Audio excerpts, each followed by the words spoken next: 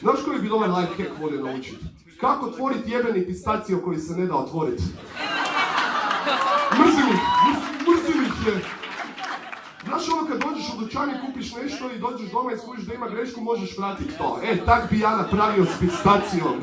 Došao neki dan, kupio sam pola kile pistacija, došao sam doma, pojeo sam šakicu jer ovih 75 grama je sve...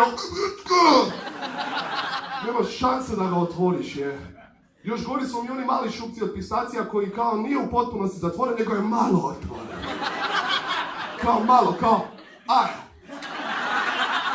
Aj probaj me. Rastavljam ih, nokti mi se odvajaju, evo te.